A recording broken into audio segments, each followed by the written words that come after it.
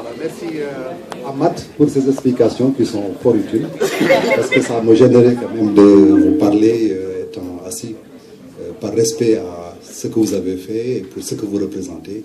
Je pense qu'il était quand même tout à fait approprié que je puisse me lever et vous m'adresser à vous. Donc je m'excuse de ne pas pouvoir le faire. Et sachez que de tout cœur je suis avec vous et pensez que je suis en train de vous parler.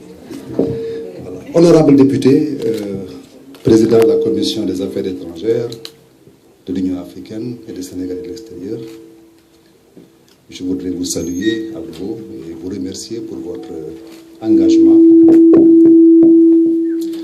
exemplaire qui a fait que vous êtes ici parmi nous, loin de vos bases, loin de Dakar, et pour montrer votre appui et votre soutien à un mouvement qui vient de s'enclencher, un mouvement qu'on espère qui va être fructueux dans un avenir proche.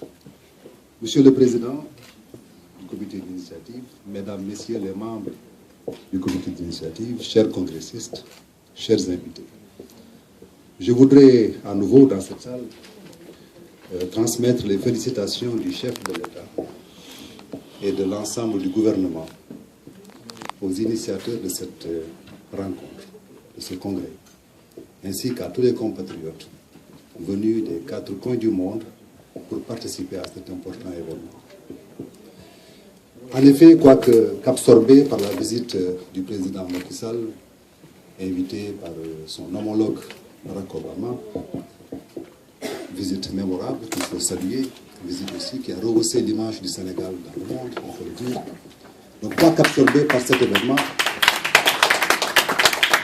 le président de la République lui-même s'est toujours enquis du déroulement de ses travaux. Il aurait bien voulu être là parmi vous, mais comme vous le savez, une visite officielle, c'est toujours très compliqué. C'est un programme qui est fixé par le pays qui invite.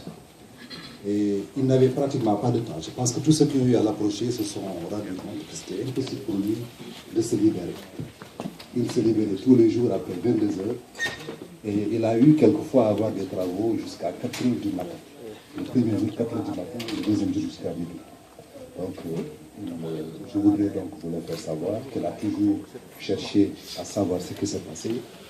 Et il a aussi été impossible pour ses ministres même de pouvoir se libérer. Parce que c'est toujours officiel, il y avait des programmes aussi pour les ministres. Il ne pouvait pas se déplacer pour pouvoir participer. Mais il avait tenu, il m'avait demandé, il a dit qu'ici aux États-Unis, je suis le représentant de l'État du Sénégal et que ma présence ici suffit à le représenter et à représenter tout le gouvernement. Donc voilà pourquoi, quoique fatigué, ayant une lombalgie, des maux de dos, je me suis plié à ces instructions pour être ici parmi nous.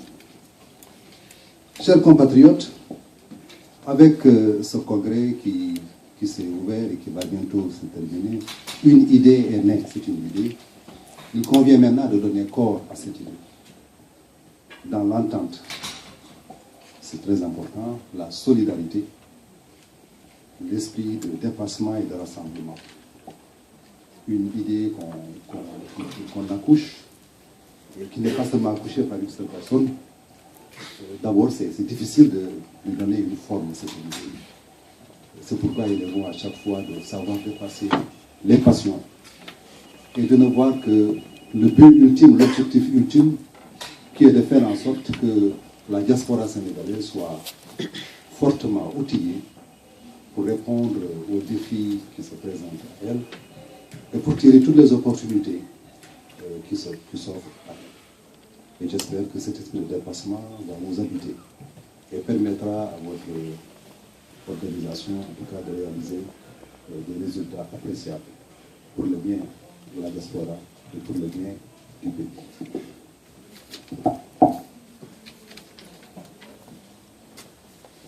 J'ai eu des échos sur les thèmes qui ont été développés. Hier, on a eu une petite... on avait un peu de temps avec le président de la République. Je pense que M. Loum déjà y était. Et nous avons eu à revisiter, à visiter les thèmes qui étaient examinés ici au Congrès. Et si je ne me trompe, ces thèmes sont très importants et touchent à la diplomatie, à la représentation, si je me trompe peut-être de moi, aux droits sociaux des migrants sénégalais, à la mobilisation des ressources et des compétences, etc., etc. Et en même temps, vous avez dégagé des pistes, des esquisses de solutions. Et avec cela, on ne peut qu'être rassuré sur votre niveau de compréhension, disons, des enjeux qui se posent à vous. Vous êtes aussi conscient des obstacles qui se présentent sur votre chemin. Et aussi, en le faisant, vous vous armez de courage et aussi de cette lucidité qu'il faut pour surmonter ces obstacles et arriver à réaliser les objectifs que vous vous fixez. Alors, ma conviction est que pour réussir ce tel pari de la réalisation des chantiers que vous avez identifiés, il vous faut être armé de deux qualités essentielles. C'est l'inébranlable foi du pèlerin et aussi la belle patience du paysan. Je pense que c'est extrêmement important de mesurer le travail qu'il y a à accomplir. Vous avez identifié ce que vous voulez faire, c'est déjà très bien, mais je pense que le plus important est de s'engager résolument dans le règlement, en tout cas, des problèmes que vous avez identifiés, et aussi de savoir que seule la foi et seule la patience, c'est pourquoi j'ai parlé de la foi du pèlerin et de la patience du paysan, seules ces deux qualités, en tout cas essentielles, vous permettraient de réaliser les vœux qui sont les vôtres, les vœux très louables et qui sont salués par le gouvernement du Sénégal. Le gouvernement, vous soyez sûr, dès que j'aurai en tout cas les conclusions de votre rapport, le gouvernement étudiera avec beaucoup d'attention les conclusions et les recommandations que vous avez mises sur la table. Et soyez persuadés qu'elles seront étudiées avec toute l'attention requise, avec aussi cet engagement de vous accompagner dans ce combat, qui est aussi le combat du gouvernement.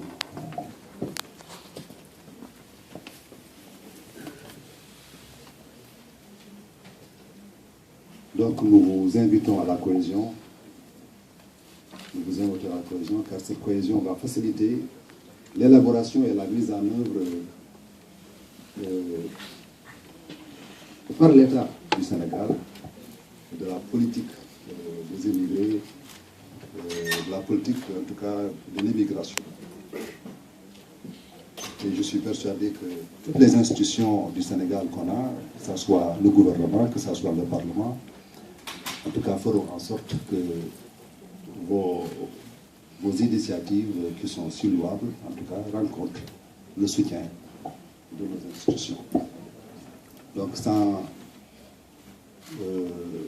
ne pas donc tirer en longueur, je voudrais encore une fois vous remercier pour la confiance que vous avez eue au gouvernement du Sénégal et regretter le fait qu'il n'y a pas eu une représentation au niveau disons, au niveau ministériel. Mais comme l'a si bien dit aussi le président de la République, l'ambassadeur représente l'État du Sénégal à l'étranger. Donc ma présence ici, je pense, suffit, comme il l'a dit, à témoigner de la présence et de l'onction du gouvernement dans ce que vous faites.